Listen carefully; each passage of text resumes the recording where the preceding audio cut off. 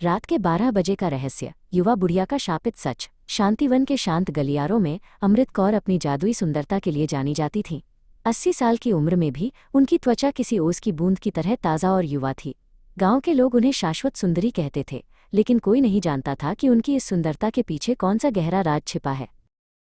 लेकिन इस जवानी का एक भयानक सच था। हर 7वें दिन जब घड़ी की सुइयां रात के 12 बजाती, अमृत कौर अपने कमरे में अकेली होती थी। वो अपनी अलमारी से एक छोटी सी शीशी निकालती और उसमें से जीवन संजीवनी की एक चमकती हुई नीली बूंद पीती थी। अमृत कौर को अपनी इस झूठी जवानी पर बहुत गर्व था। वो घंटों आईने के सामने बैठकर अपने चेहरे को निहारती थी, पर जैसे जैसे वो बूंद अपना असर दिखाती, उनके कमरे की परछाइयां लंबी और डरावनी हो जाती, मानो वे उनसे उनका सच पूछ रही हों। एक दिन अद्वैत नाम का एक युवा भिक्षु शांतिवन आया। उसकी आंखों में एक ऐसी चमक थी जो साधारण मनुष्य नहीं देख सकते थे। उसने महसूस किया कि इस गांव की हवा में कुछ अजीब है, जैसे कुछ गायब हो रहा हो।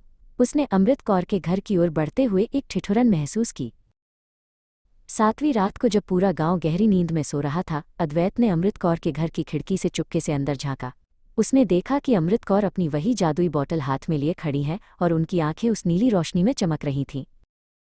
जैसे ही अमृत कौर वो बूंद पीने ही वाली थी, अद्वैत अचानक कमरे के अंदर आ गया। रुको अमृत कौर, उसने तेज आवाज में पुकारा। अमृत कौर बुरी तरह चौंक गईं और उन्होंने बोतल को अपने सीने से लगा लिया, जैसे वो उनकी सबसे कीमती चीज हो। अद्वैत ने दुख भरे स्वर में कहा, अमृत, तुम जिसे जीवन संजीवनी समझ रही हो वो दरअसल एक शाप है। क्या तुमने गौर नहीं किया कि जैसे जैसे तुम जवान होती हो, गांव के बच्चे बीमार पड़ने लगते हैं और बागों के फूल मुरझा जाते हैं? तुम दूसरों का जीवन चुरा रही हो। अमृत कौर का हाथ कांपने लगा।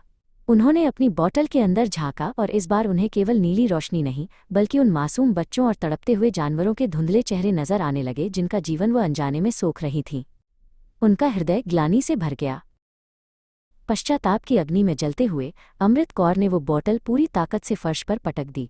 जैसे ही कांच के टुकड़े बिखरे, वो नीला द्रव फर्श पर गिरते ही खून की तरह गहरा लाल हो गया और जलकर हवा में विलीन हो गया। एक ही पल में अमृत कौर की जादुई जवानी ढल गई। वो अपनी असली 80 साल की अवस्था में लौट आईं, लेकिन उनके चेहरे पर अब एक अनोखी शांति थी। अद्वैत के मार्गदर्शन में उन्होंने अपना शेष जीवन गांव के उन्हीं बीमार बच्चों की सेवा और प्रायश्चित में समर्पित कर दिया।